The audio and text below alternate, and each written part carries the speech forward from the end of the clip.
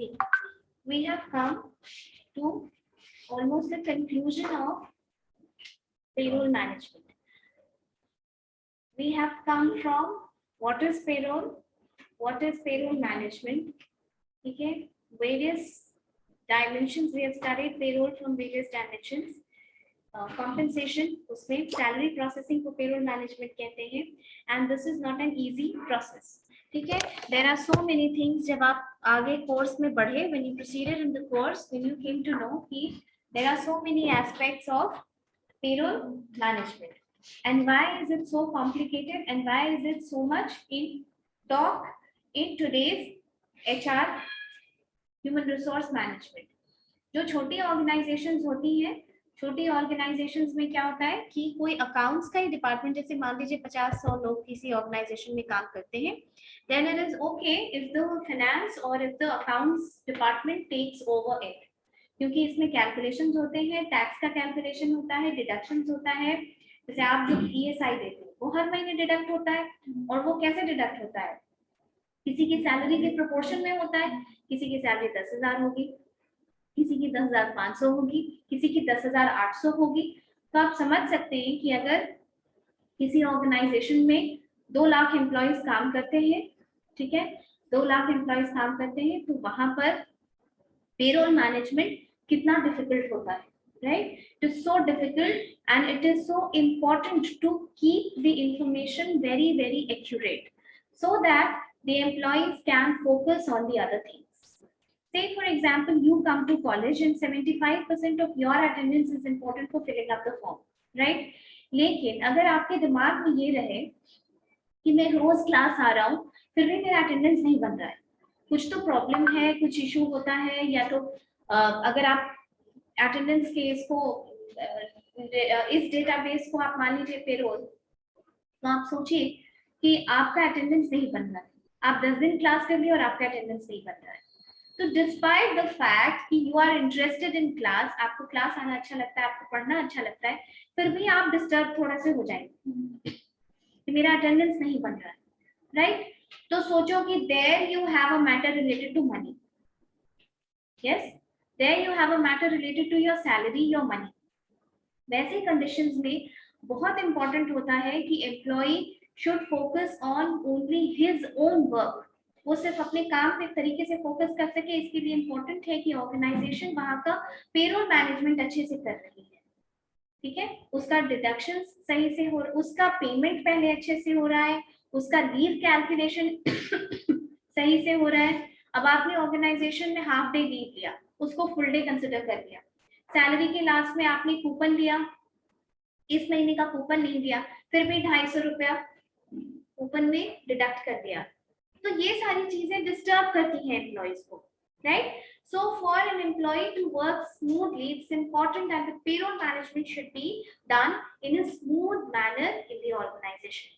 Okay, अब देखिए, payroll का काम करना इतना आसान नहीं होता है.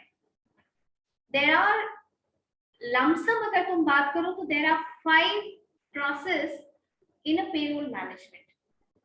5 प्रोसेस की तरह अगर हम इसको पढ़ें कि पेरोल मैनेजमेंट का क्या 5 प्रोसेस हो सकता है, then you will see pre payroll process, माने पेरोल में डेटा तुम फीड करोगे, उसके पहले तुमको डेटा कलेक्ट भी करना पड़ेगा ना, उसकी ऑथेंटिसिटी भी वेरीफाई करनी होगी. कोई भी डेटा तो तुम नहीं डाल दोगे किसी एम्प्लॉय के पेरोल में. एक ऑर्गेनाइजेशन जो बहुत बड़ा होता है उसमें हर कुछ कोऑर्डिनेटेड होता है. Employees they are coming and they are leaving, जा भी रहे हैं छोड़ करके और नए एम्प्लॉयज आ भी रहे हैं. तो वैसे कंडीशंस में जो पेरोल वाले होते हैं उनको ये वेरीफाई करना होता है कि जो चले गए हैं उनका डेटा ना फीड हो जाए, उनकी सैलरी ना बन जाए, ठीक है, उनका प्रॉपर सब शटडाउन हुआ है कि नहीं, और जो नए आए हैं उनका मिस ना हो जाए, कोई डेटा 2 बार फीड ना हो जाए, या कोई डेटा मिस ना हो जाए, किसी का टैक्स डिडक्शन ज्यादा ना हो जाए. Then for that what you need? You need to collect their information. You collect data rather. What is the difference between data and information? Information is Process data. Data is any raw facts and figures. raw facts and figures आप collect कर लिए, जैसे कि बिहार में Covid के, तब वो क्या बनेगा, इंफॉर्मेशन। तो कोविड प्री पेरोल के टाइम पे,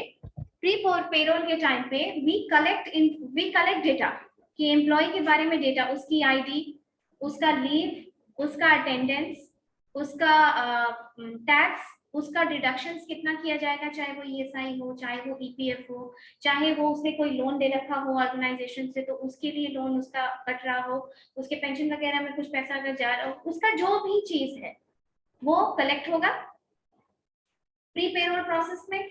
Then you have the actual payroll process. What is done in actual payroll process? That you feed that data to make it an information in that software, payroll software information, and then you process that data to arrive at the gross pay and net pay of the individual, right? Then it is only through that payroll process that you come to arrive at the net pay and gross pay of the individual. अब देखिए कहीं कहीं क्या होता है ना कि automated system होता है जहाँ पे कि जो बड़े ऑर्गेनाइजेशंस, क्योंकि ये सब सॉफ्टवेयर बहुत महंगा आता है, ठीक है, ये महंगा आता है और इसको इंस्टॉल करने के लिए भी ऐसा नहीं कि आप ला के कंप्यूटर में ऐसे ही इंस्टॉल कर दें, ये बहुत सोच विचार के इस तरीके का सॉफ्टवेयर लाया जाता है ऑर्गेनाइजेशन में, और आने के बाद बहुत स्किल्ड मैन पावर चाहिए इसको डील करने के लिए, इसको चलाने के लिए. आप समझ सकते हैं, इसको बहुत स्किल्ड मैन पावर चाहिए इसको चलाने के लिए. और सिर्फ उतना ही नहीं, after that you need all those computer equipments, the entire infrastructure, you need to install all of that before installing these softwares in the organization, right? So what happens, in the payroll process you feed all those data to arrive at the gross pay and net pay of that individual. यहाँ तक तो आप जानते हैं. अब देखिए कोई automated system अगर होगा, माने कि अगर सेल्फ सर्विस सिस्टम जैसे बहुत ऑर्गेनाइजेशंस देती है और सॉफ्टवेयर होता है, उसमें क्या होता है कि आप अगर किसी ऑर्गेनाइजेशन के एम्प्लॉय हैं तो आपको अपना आईडी पासवर्ड दिया जा रहा है. वो सिस्टम पूरा यूनिवर्सल है, माने उस ऑर्गेनाइजेशन में सब है, उसको डील करने वाले जो है, जो उनको चलाते हैं, they are the authenticated users. आपको सिर्फ अपना पार्ट देखने के लिए, आपको अपना आईडी और पासवर्ड दिया जाता है. Then you log in through that ID password and you see कि इस महीने का मेरा सैलरी स्लिप कितना है, ठीक है, सैलरी स्लिप कितना है, आपने अगर कार लोन पे ली हुई है तो आपको कितना ईएमआई और देना है, कब खत्म होगा, आपका इनकम टैक्स कितना कटा, डिडक्शंस कितना कटा. Salary slip is the blueprint of everything. You understand that? तो ये है बहुत सारी ऑर्गेनाइजेशन जिनके पास वो सॉफ्टवेयर नहीं होता है, तो वहां पे एम्प्लॉइज अपना स्टेटस नहीं देख पाते. जैसे यहाँ पे वो चीज नहीं है इस ऑर्गेनाइजेशन में, we can not see our everyday status और for that matter monthly status also. Okay, so I already told you that these softwares are costly, and they need a lot of infrastructure before they are installed in the organization. Okay, then यहाँ तक आप समझ गए कि आपको अपनी salary मिल गई, ठीक है, पेरोल प्रोसेस, ग्रॉस पे एंड नेट पे. आपको तो पीएफ कट के मिलता है, नेट पे में आपका पीएफ का कंट्रीब्यूशन कट के मिलता है. जो पैसा कटा वो कहाँ गया, ये तो आपका माता बच्ची नहीं है इसमें, लेकिन पेरोल वालों का तो है, राइट? आपको अपना पैसा कट के मिल गया, आपको लग रहा है कि दिमाग में कि हाँ ठीक है मेरा पैसा सेफ जगह पे चला गया, मेरा ईएसआई कट गया, मेरा पीएफ का पैसा कट गया, but where is your money and whether it was remitted to the proper government body where it is supposed to be remitted or not is the responsibility of payroll. यहाँ पे क्या होता है उसके बाद पोस्ट पेरोल प्रोसेस, यानी यहाँ तक आपकी सैलरी मिल गई. अब पोस्ट पेरोल प्रोसेस में क्या होता है, आपका जो पैसा कटा, जैसे कि ईपीएफ फॉर एग्जांपल, अगर आपका पीएफ का पैसा कटा, पीएफ का पैसा कहाँ जाता है, किस बॉडी के पास,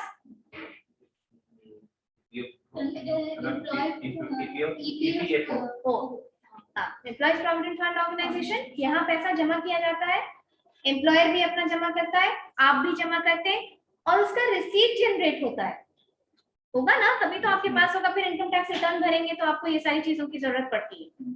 फॉर्म 16 गवर्नमेंट ये एम्प्लॉयर प्रोवाइड करता है आपको कि हाँ हाँ ये सब आपका जमा हो चुका है तो अलग से टैक्स नहीं कटेगा। तो वो सारा काम उसका हुआ कि नहीं? आपका सैलरी आपको मिल गया, उसके बाद भी पेरोल का काम चल रहा है।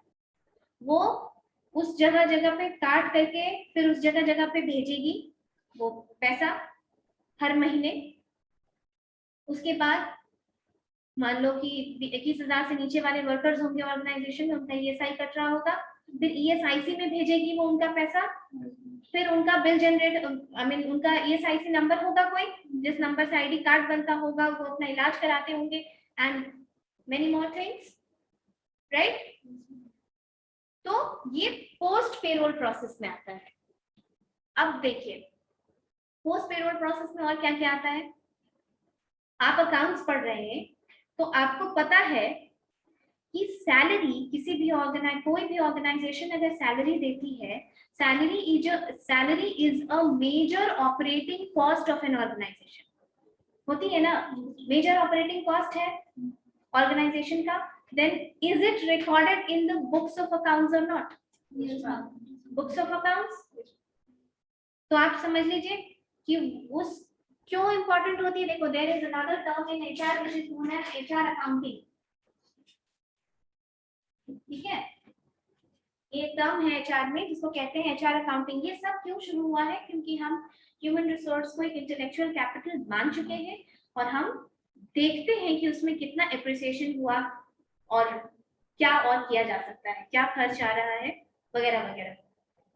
सो एचआर अकाउंटिंग में भी हम सैलरी का हिसाब किताब देते हैं कि हम इतने मैन पावर पे कितना पैसा खर्च कर रहे हैं। ठीक है, कि how much are we spending in building our manpower। अच्छा, कोई भी ऑर्गेनाइजेशन है तो कोई भी ऑर्गेनाइजेशन का जरूरी तो नहीं है कि सिर्फ एक ही ब्रांच हो। देयर आर कंपनीज जिसकी 5-6 बॉडीज ऑपरेट करती है।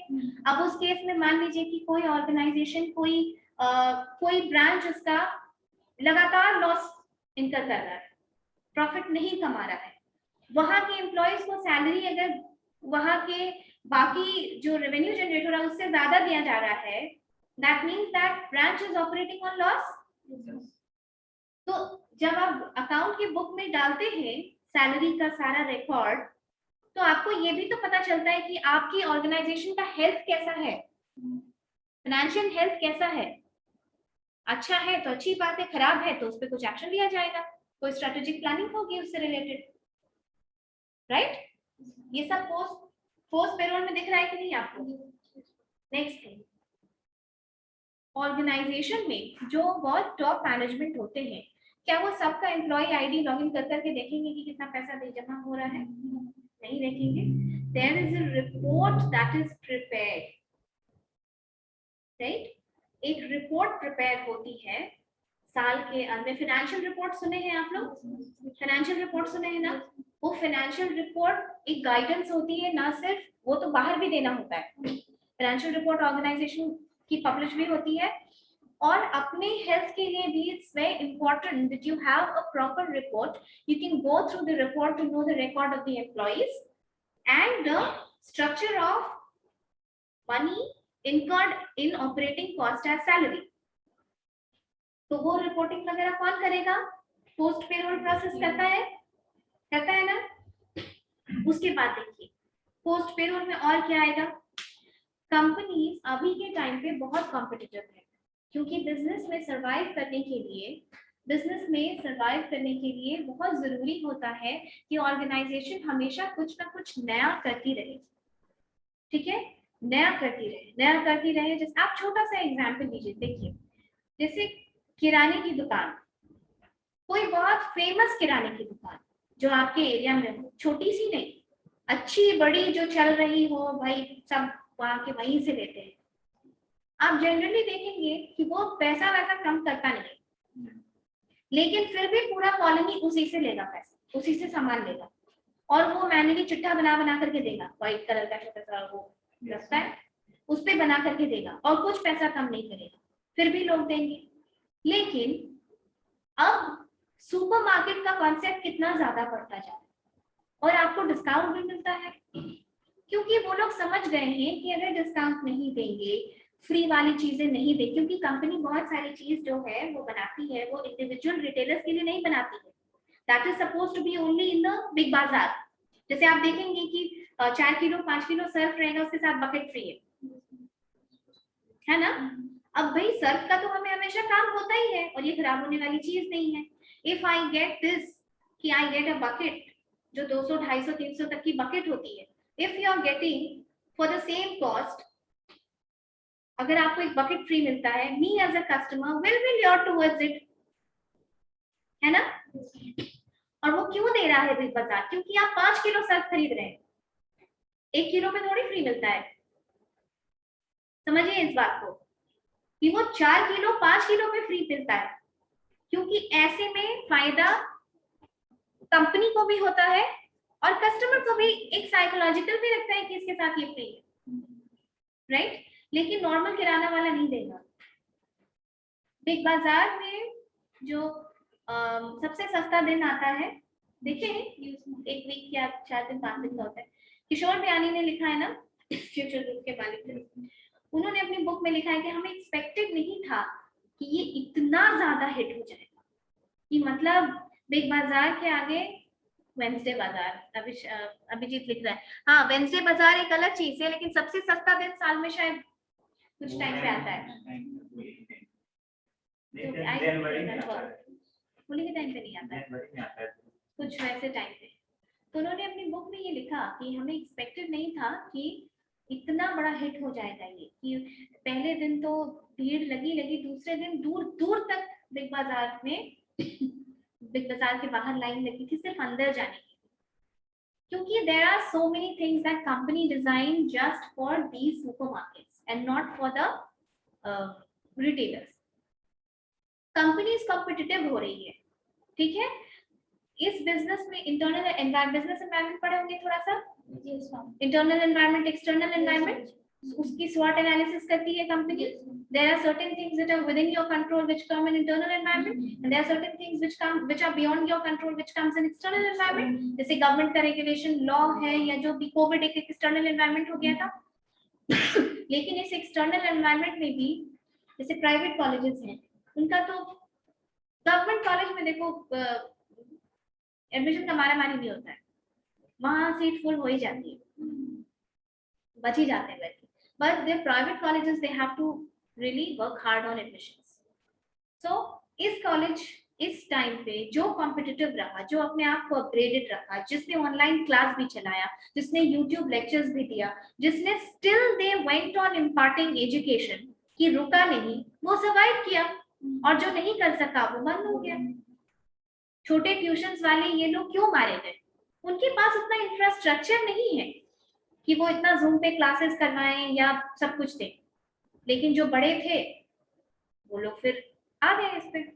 आप देखिए, तो what I am trying to say is that in business if you need to survive, नौकरी हम लोग ज्यादा दिमाग नहीं लगाते हैं नौकरी में। Business is always for long term, you will not remain but the business will remain, right. तो बिजनेस के लिए हम बहुत आगे तक सोचते हैं, there's a long term planning that we do for business। इसीलिए जो HR अकाउंटिंग है, कोई ऑर्गेनाइजेशन चाहती है कि हम मान लो फ्यूचर फोरकास्ट करना है, हम किसी नए वेंचर में डिग इन कर रहे हैं हम चाहते हैं कि कुछ और भी स्टार्ट करें। जैसे कोल इंडिया लिमिटेड है, देखिए कोल इंडिया लिमिटेड है, gas authority of India limited, ये सब क्या है? ये सब नेचुरल रिसोर्सेज पे काम करती है। Coal India Limited is the largest mining company of the entire world, not just India. India का आज भी लगभग 80% कोल कहाँ से आता है? कोल इंडिया माइनिंग्स। लेकिन एक और चीज है कि भाई the world is going greener, right?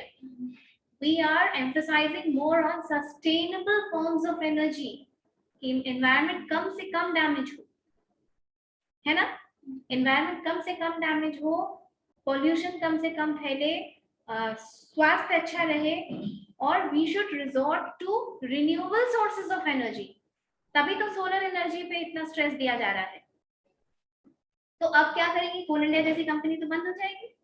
देखो इसका स्ट्रैटेजिक बहुत सारी चीजें हैं, हम इतना ज्यादा डिपेंडेंट हैं कि अभी नियर फ्यूचर में तो कुछ नहीं होना है, पर ये कंपनी को देखिए, ये कंपनी कोशिश कर रही है to resort to cleaner forms of fuel.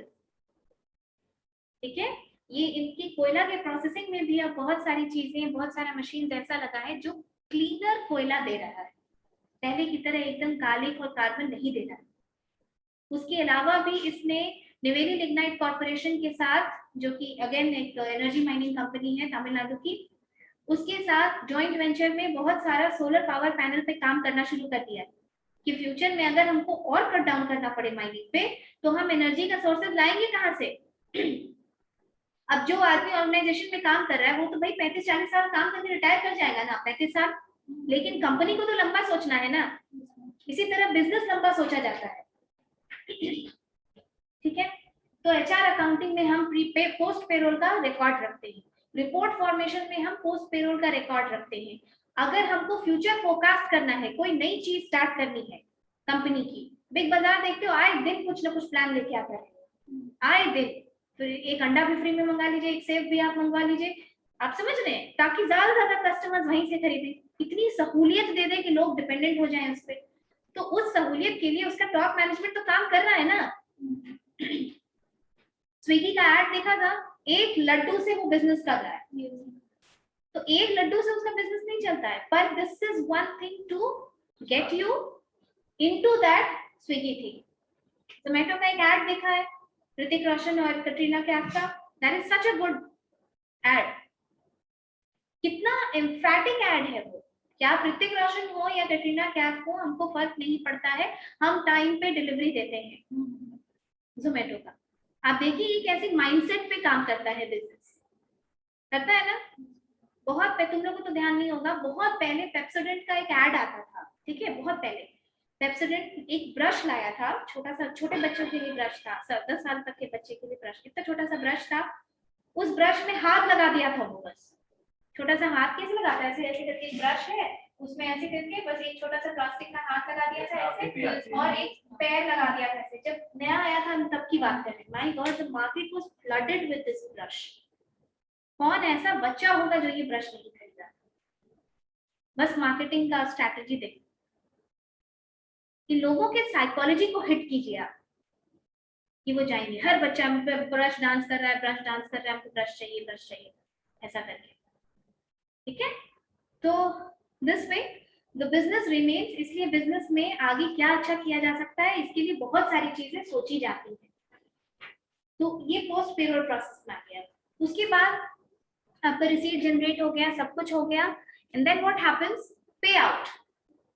अब मान लीजिए इस कॉलेज से जिस जिस फैकल्टी को पेमेंट जाता है, हमारा अकाउंट है, जो इनके पास फेड है,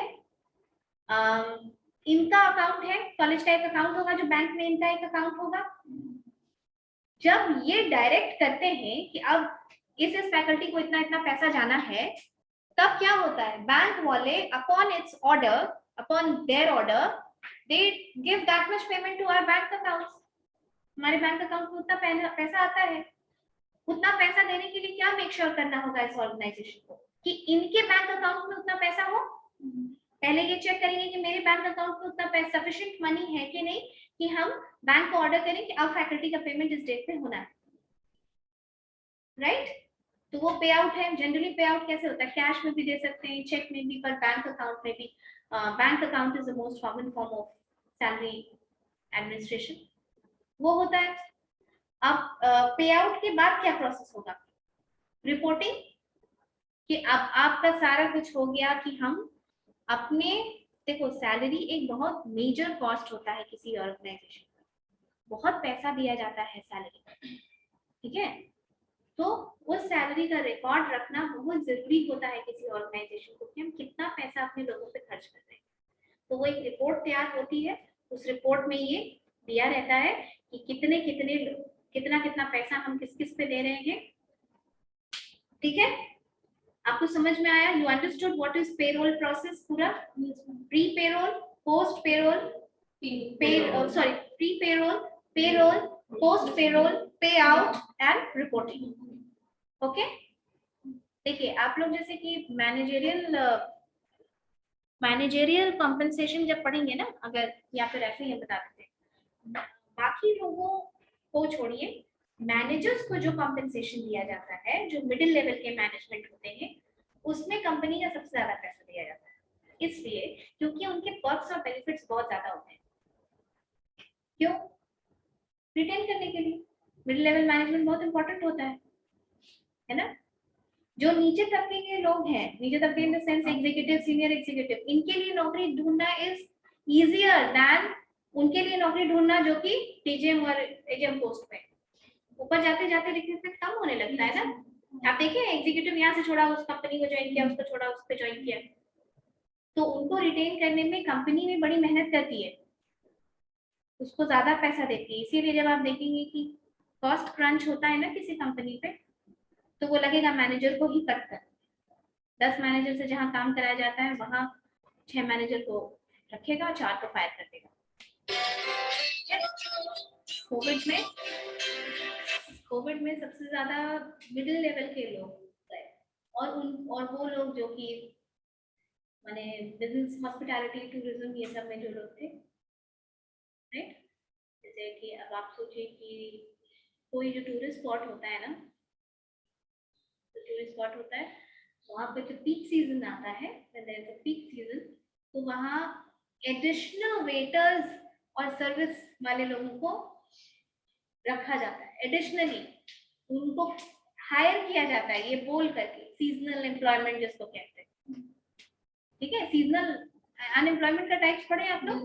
पढ़े ना, सीजनल अनएम्प्लॉयमेंट होता है ना। तो सीजनल एम्प्लॉयमेंट ये है, जैसे कि शिमला मनाली में एकदम होटल्स वगैरह फ्लडेड होते हैं टूरिस्ट से, और पीक सीजन जैसे ठंड का मौसम आएगा, विंटर स्पोर्ट्स होगा, लोग हैं, लोग घूमने फिरने मजा करने अपने फैमिली के साथ जाते हैं, वहाँ एडिशनल लोगों को हायर किया जाता है क्योंकि वो सर्व नहीं कर पाते उस टाइम पे, और फिर उनको निकाल दिया जाता है। तो जब होटल्स और हॉस्पिटैलिटी, टूर गाइड, ये सब जब सब पूरी दुनिया बंद थी और वो एसेंशियल सर्विसेज में नहीं था, तो सबसे ज्यादा नौकरी वगैरह किन की गई? उन्हीं की गई। और कौन सा सेक्टर बूम किया? आईटी बूम किया, और ई कॉमर्स भी बूम किया ना। लोग अवॉइड कर रहे थे मार्केट जाने से, सब कुछ घर पे आ रहा है, right. So this was about payroll process. अब लिख लीजिए थोड़ा सा। अच्छा, you tell me what is payroll, what is payroll and what is payroll management? Payroll एक प्रोसेस है जिसमें एम्प्लॉयर द्वारा किसी एम्प्लॉय को सैलरी दी जाती है, ये मैनेजमेंट है। Payroll is a list. हम इस कंपनी, हम इस ऑर्गेनाइजेशन के पेरोल पे, मतलब हम यहाँ की लिस्ट पे हम सैलरी उठा रहे हैं। और मैनेजमेंट मतलब सारा जो तुम बोले, जो प्रोसेसिंग होती है सैलरी देने की, that is known as management. Okay, write up.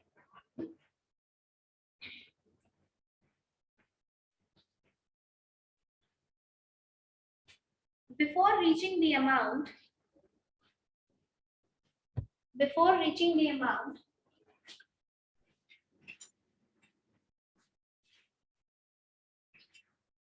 that an organization has to pay to its employees,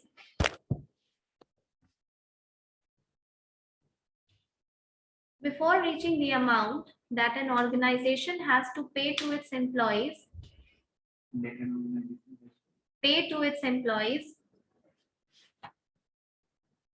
organisation के बदले एम्प्लॉयर कर लो, वो ज्यादा अच्छा रहेगा।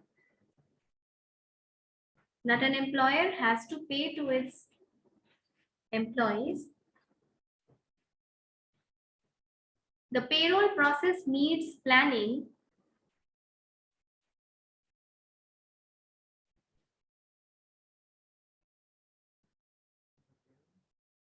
The payroll process needs planning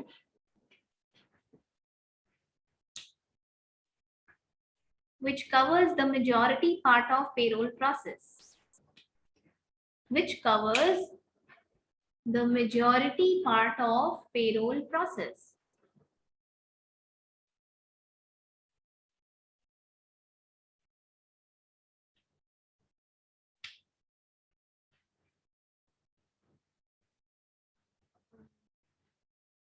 The entire process of payroll management can be summed up as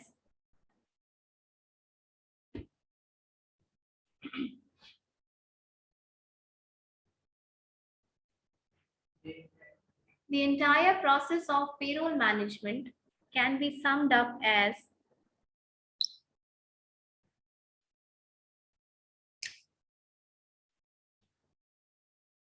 pre-payroll process, payroll process, pre-payroll process, payroll process, post-payroll process, payout, and reporting.